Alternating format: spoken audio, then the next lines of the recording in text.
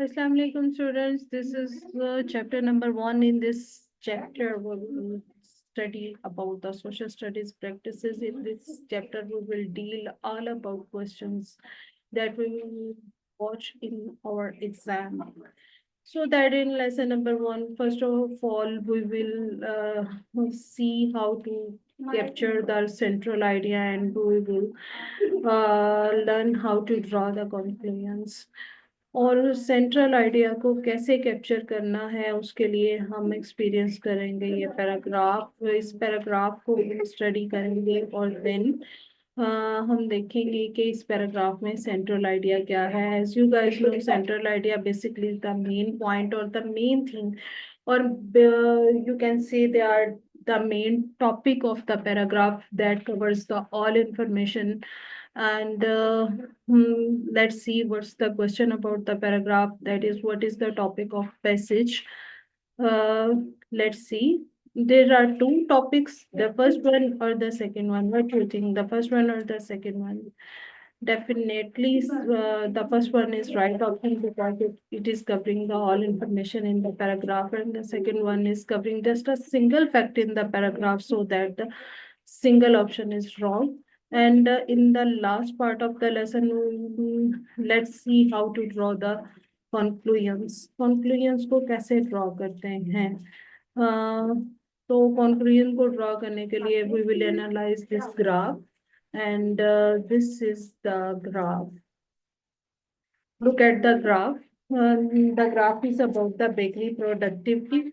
And on this line, the graph is the number of cakes baked. And in this line, the graph showing us the number of bakers.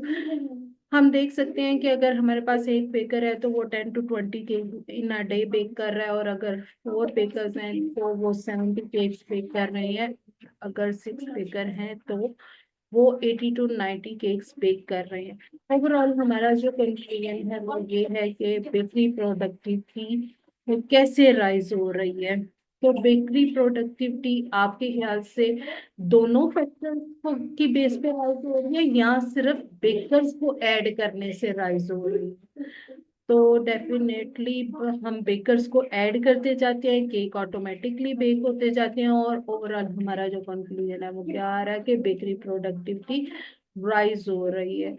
तो यहाँ पर हमारी practice number 1 है. Practice number 1 के लिए आप इस paragraph को स्टडी करेंगे, and then you will be able to solve these first 3 questions. And after solving these 3 questions, there's a graph.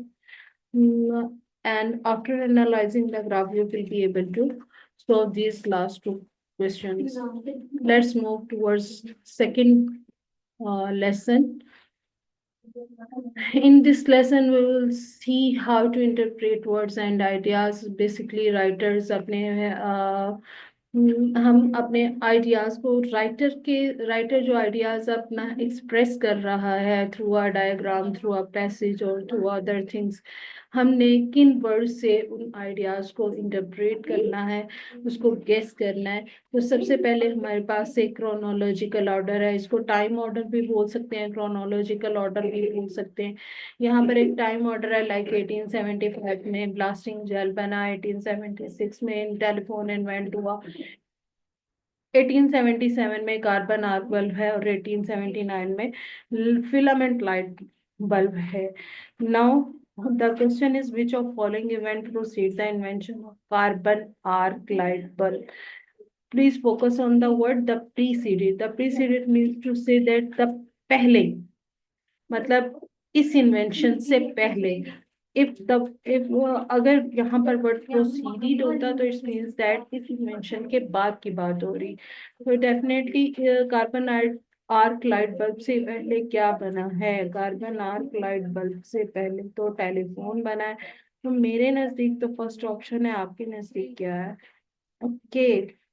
तो नेक्स्ट हमारे पास टर्म आ जाती है कॉज एंड इफेक्ट. और कॉज एंड इफेक्ट को तो हम ऐसे डील करते हैं जैसे हस्बैंड वाइफ को डील करते हैं, क्योंकि हस्बैंड कॉज होते हैं और वाइफ इफेक्ट होती हैं मेरे ख्याल से. क्योंकि एक्शन वहां से आता है और एक्शन वहां से आता है, रिएक्शन यहाँ से होता है। तो बस फिर साबित हुआ कि कॉज एंड इफेक्ट का रिश्ता आपस में वही है जो एक्शन और रिएक्शन के दरम्यान में होता है। और एक्शन और रिएक्शन के सिस्टम को अंडरस्टैंड करने के लिए हम इस पैसेज को रीड करेंगे, और इस पैसेज को रीड करने के लिए हमारे पास 1 मिनट है, और 1 मिनट के बाद ये हमारे पास ये क्वेश्चन भी है। Based on the theory of supply and demand, under which of following scenarios would price be most likely to rise? The demand for product exceeds the product supply.